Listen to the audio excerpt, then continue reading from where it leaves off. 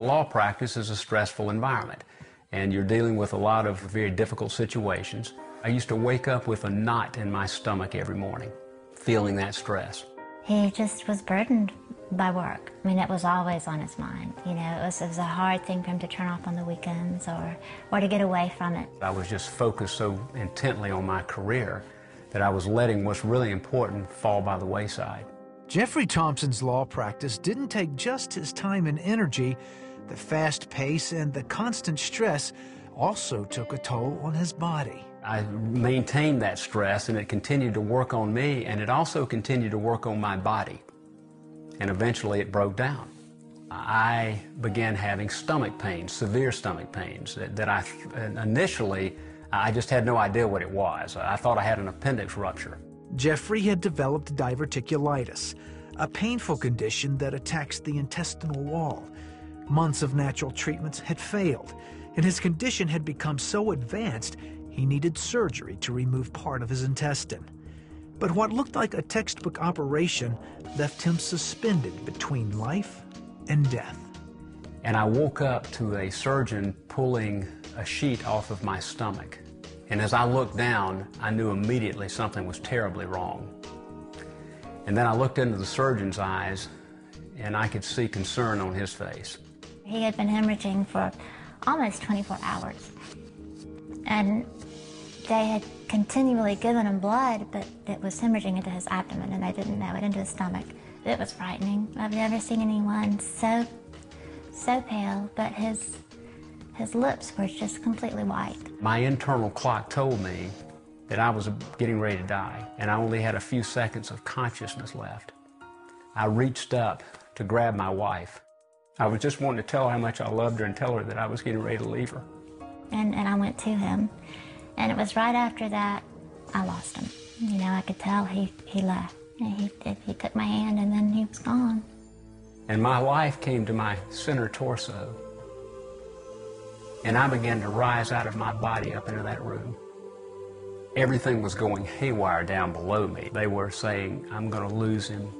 They were doing everything they knew to keep him alive at that point. It looked like it was a disaster going on, but it was the sweetest day of my life. I never had any pain, and I never had any fear. As Jeffrey's spirit hovered above his body, a light appeared. It was the most beautiful thing I'd ever seen. It started in the center of the room toward the ceiling and began to filter out into that room, and I was immediately drawn to it.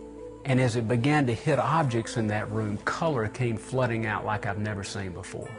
My senses became enhanced. I could see everything in that room with perfect clarity. There was an entire dimension that we just simply don't see on Earth. I've never been more alive than I was at that moment. It was incredible. I suddenly had an overwhelming sense of God's presence, of His love, of His peace, of His joy.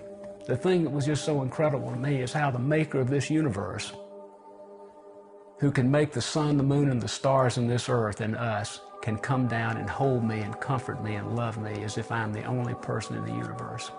And I remember thinking about the prodigal son. That's what came to mind for me, that long-lost son that had gone out and strayed, and he had come back home.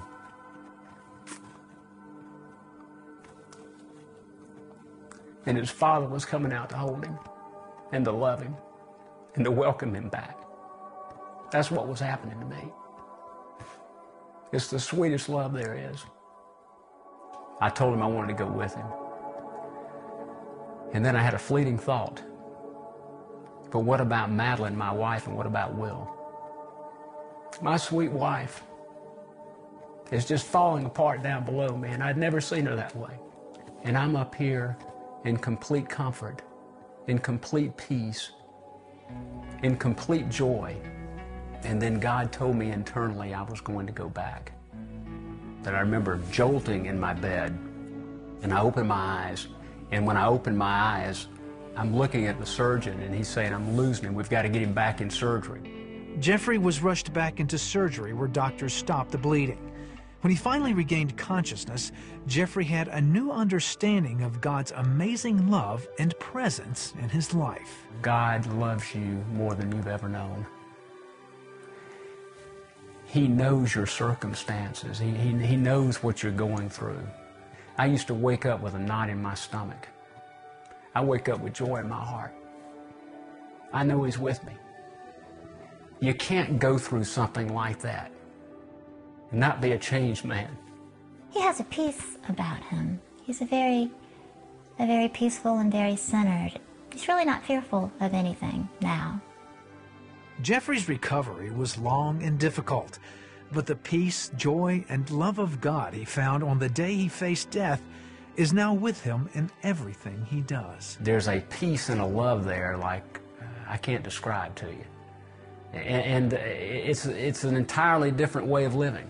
I've never enjoyed living more, and I understand now what's really important. I want to live for God, and I pray that He'll give me the opportunity to continue to do that.